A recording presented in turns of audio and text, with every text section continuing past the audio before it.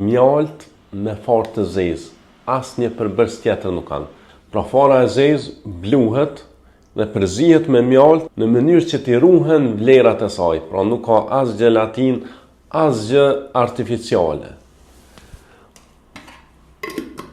Shtrohet pyetja pse i kushtojmë rëndësi kaq shumë farë e zezë. Për këtë arsye do ta mbajmë këtë prezantim. Pra mrekullia profetike dhe mjekësia moderne. Pra fara e zezë për ata cilët janë besimtar, ju mjafton deklarata profetike në cilën do ta marrim në vim.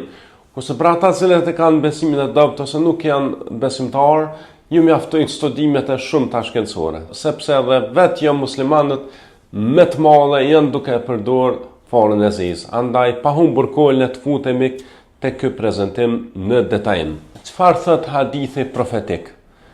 Profeti alayhis salatu wasallam thot, në farën e zezë ka shërim për çdo smundje përveç vdekjes. Pra kjo është një deklaratë madhështore e profetit Muhammed alayhis salatu wasallam që e ka dhënë para më shumë se 1400 vite. Tani në kohën tonë bashkëkohore po dalin studimet të cilat po zbulojnë që me të vërtetë fara e zezë nuk ka pjesë të trupit që nuk ka efekt në të.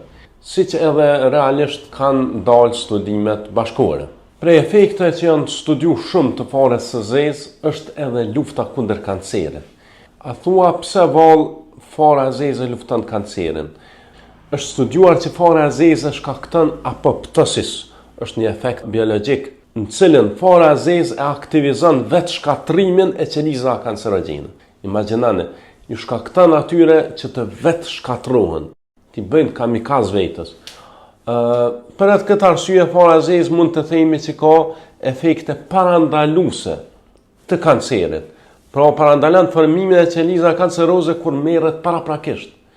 Por kjo smundje kaq e përhapur dhe kaq e vështirë ndihmon fara e zezë në parandalimin e tij. Po ashtu ndihmon në shkatrimin e qelizave kancerogjene me efikacitet të lartë, siç e përmendëm përmes apoptosis, vetë sabotazhës, dhe e përforcon efekte e borna antikancer. Pra fara e zezë që të jetë sa më e fuqishme duhet kombinuar edhe me gjëra tjera. Po për këtë duhet gjithmonë të konsultoheni me mjekët, sepse këtu janë studime për të futur në praktikë duhet këshilluar me doktorët. Prej efekteve tjera të farës së zezë është edhe përforcimi i sistemit imunitar. Pra fara e zezë shkakton aktivizimin e qelizave imunitare në organizmin e njeriut. Pra mund të themi që imuniteti është sikur ushtria